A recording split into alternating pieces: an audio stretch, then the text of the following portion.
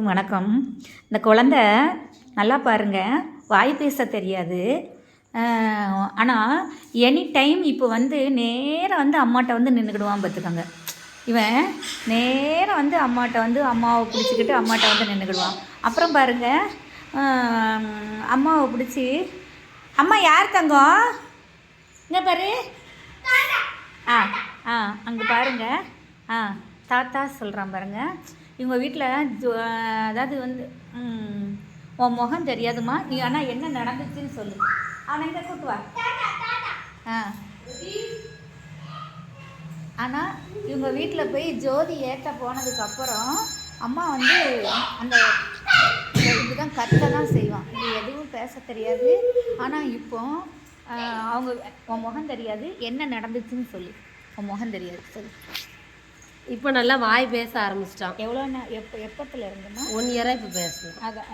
அதான் குறிப்பிட்ட இதை சொல்லுங்கள், அது என்ன நடந்துச்சுங்கிறத சொல்லுங்கள். ஜோதி அம்மா ஜோதி எங்கள் வீட்டுக்கு வந்தது, வீட்டுக்கு வந்த நாள்லேருந்து இப்போ நல்லா வாய் பேச முந்தி பேசினானா பேசலை, ரொம்ப பேசலை. அம்மா அப்பா தவிர பேசலை.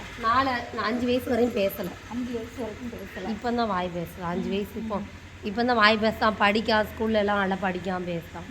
நல்லா பாருங்கள், இந்த குழந்தைய நார்மல் ஸ்கூலில் தான் சேர்த்துருந்தாங்க. ஆனால் பேசாமலே இருந்தான் பார்த்துக்கோங்க.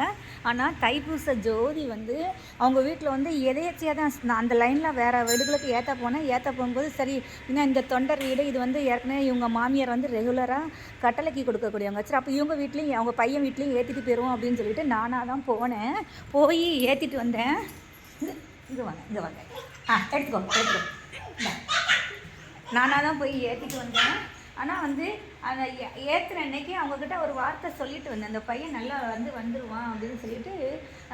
கடிச்சிட்டு உள்ளே வைக்கக்கூடாது, சரியா?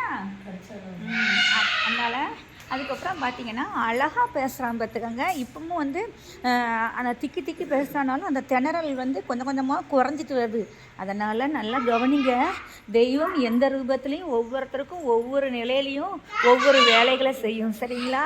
ஆனால் நீங்கள் ரெகுலராக கொடுக்கக்கூடிய உங்களோட வேண்டுதலை கொடுத்துக்கிட்டே இருங்க, சரிங்களா? என் நிலையிலும் தன்னிலை மாறாது அம்மா நிலையை செய்துக்கிட்டே இருப்பாங்க. அதுக்கு இந்த குழந்தை ஒரு சாட்சி பார்த்துக்கோங்க. அங்கேருந்து ஒடி வருவான், நேராக அம்மாவை போய் கட்டி பிடிப்பான். ஆனால் அவன் ஓடுறது சத்தம் கூட எனக்கு தெரியாது. ஏன் இப்படி யார் இது ஓடுதா?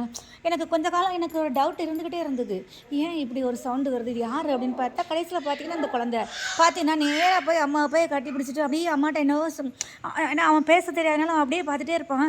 அம்மா அதை சொல்கிறாரு. அதுக்கப்புறம் கொஞ்சம் நாள் கழித்து பார்த்தீங்கன்னா அவன் அதாவது அம்மா சொல்கிறாங்கங்கிற மாதிரி அவன் சில விஷயங்களை சொல்லும்போது தான் அடியனே அதை உணர முடிஞ்சது பார்த்துக்கோங்க.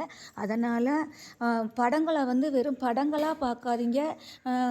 அதாவது தெய்வம் குடியிருக்கிற இடமா பார்த்து உங்களோட நல்லது கெட்டகளை மனசார பகிருங்க. ஆட்டோமேட்டிக்காக ஒரு குறிப்பிட்ட நிலைக்கு அப்புறம் தெய்வங்கள் பேசுகிறத நீங்கள் உணர முடியும். ஏன்னா நம்ம சித்தர்கள் வாழ்கிற காலத்தில் நம்ம வாழ்ந்துகிட்டு இருக்கிறோம்.